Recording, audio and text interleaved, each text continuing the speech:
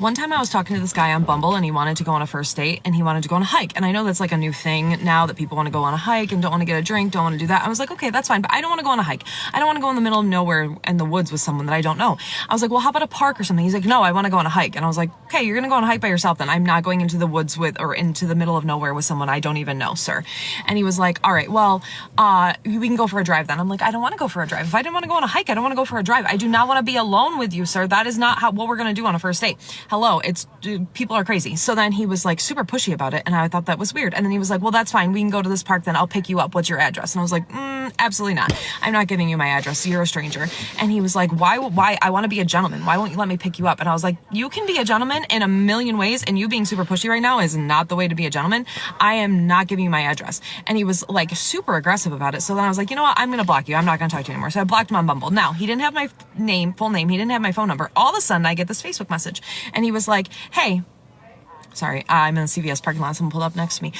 He was like, hey, why did you block me? And I was like, bro, this is why I blocked you. First of all, you were super aggressive. You want to meet in the middle of nowhere. Second of all, you want my address. You're like, want to pick me up, whatever.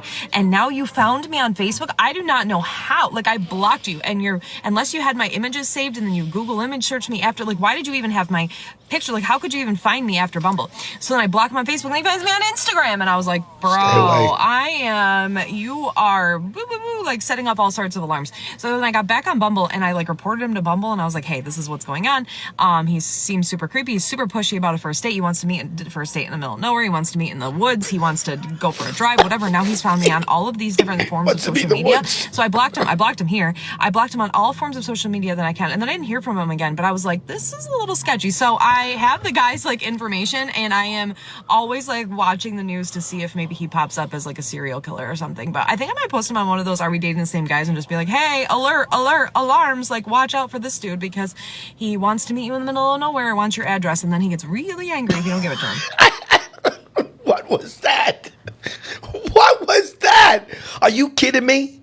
Everything is no good for this lady. I know it's kind of weird, you know. He wants to meet here. He wants to pick you up. Well, that's nice. You could have said, "Oh, I'll meet you here," but no, she wasn't willing to compromise. She's a little wacky, just like him. So I don't know about that one. I don't know. Weird. Cuckoo. So what do you think happened on the date? Leave your comments below. I mean, would you go out on a date with this guy or would you not? I personally would not, but I wouldn't go on a date with her either. How's that?